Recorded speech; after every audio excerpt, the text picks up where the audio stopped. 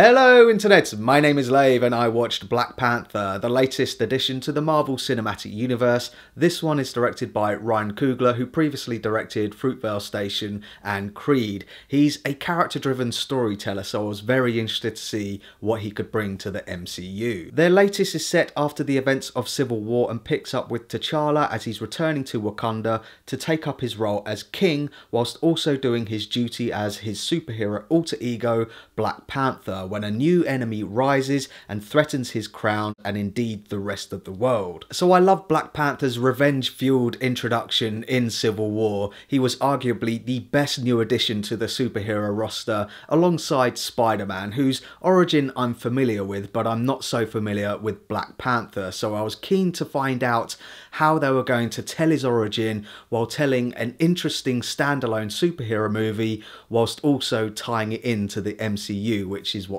they're always trying to do. And this film does a very decent job of it. I think it's particularly successful in the treatment of its characters. It builds upon what little we've already seen of this character and just develops upon it. It's not about T'Challa becoming Black Panther, he is Black Panther. It's more about him taking on the responsibilities of being a king and all that entails, whilst living up to the legacy of his father, who, let's not forget, he's still mourning for, so it has real emotional weight to it. That's where the emotional anchor is put down. Now, don't get me wrong, along the way it uses the tried and tested tropes that we've seen in pretty much every superhero film of late, especially Marvel superhero films.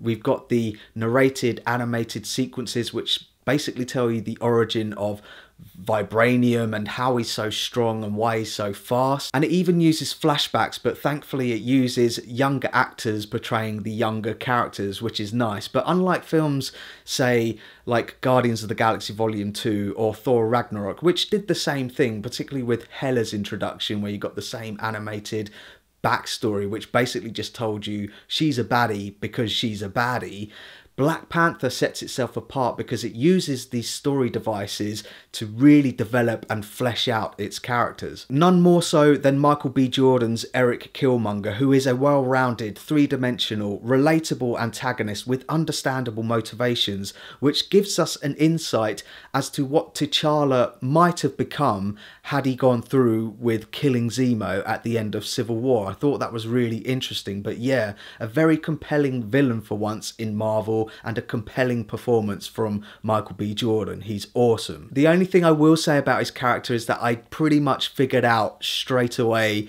who he was and how the story was going to play out, but I did enjoy seeing it unfold. But it's not just about T'Challa and Killmonger, there's a wealth of other characters in there as well, and I think the film does a pretty good job of balancing it all out and giving them equal screen time and enough function within this story. For example, you've got Daniel Kaluuya, who's playing another tribesman in Wakanda.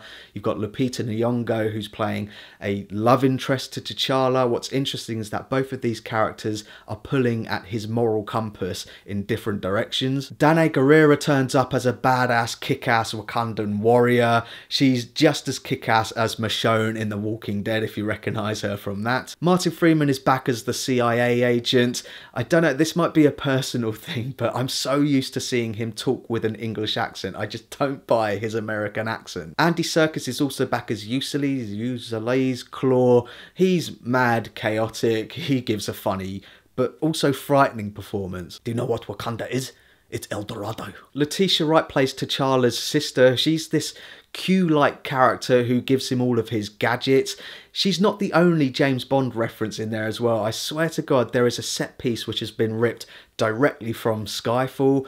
But going back to the gadgets that she produces, it also gave me a little bit of the vibes of that James Bond film with the invisible car. A little bit cheesy at times. But there's a host of other characters in there as well which bring Wakanda to life. It's a vibrant, bustling, excellent piece of world building there. It's extremely well realised. It basically is another character in the film. It forms part of the social commentary. It's asking, should the wealthy and the technologically advanced people be self-centered and just look after themselves, or should they lead the way and help the less fortunate? And that's T'Challa's ultimate struggle. I think it's very on point in this political climate. In terms of some negatives, I do have a few. Despite how good the world building is, There are a couple of really dodgy green screen moments, and some of the CG characters didn't look like they had any real weight to them. It gave me that Legolas Lord of the Rings vibe, and some of the action fight sequences I didn't think were executed very well. There's one in particular which is very close quarters with rapid cuts, very shaky cam, with an added strobe effect from muzzle fire from guns. It was a bit fit-inducing, which is all very surprising considering how accomplished the fighting and boxing scenes were in Creed. They do make an effort. There is a made to look like a one-cut action set piece in this, but it's not as accomplished as that scene in Creed. My only other small gripe is some of the forced humour. This isn't trying to be Thor Ragnarok where everything is played up for a joke, where I actually feel like the jokes ruin some of the more dramatic moments in Thor Ragnarok. This doesn't do that, but certainly some moments in there which I just didn't think worked. Tonally, it did remind me a little bit of Winter Soldier, but just with a couple of jokes in there which I was a bit like, I could take that or leave it. So that's my thoughts on Black Panther, and pause the video if you want to take a closer look at my enjoyment tracker now. Overall, I really enjoyed Black Panther. I think it's a fine addition to the MCU, but it also works extremely well as its own superhero movie. There's a lot of elements in there which did remind me of other Marvel films, like you've got a bit of Iron Man in there, you've got a bit of Thor in there, but I think it's all put together extremely well, and the focus is always on its characters, and that's what sets it apart. It could have come across as so cheesy. Do you remember The Phantom with Billy Zane? Yeah, it could have been like that. The Phantom. Ugh. So thanks very much for watching my review of Black Panther. Of course, I'll be reviewing Infinity War as soon as it's released, so keep an eye out for that. But for now, thanks very much for watching. I really do appreciate it. If you can, give this video a like, and don't forget to share the lave and make it rain in El Dorado.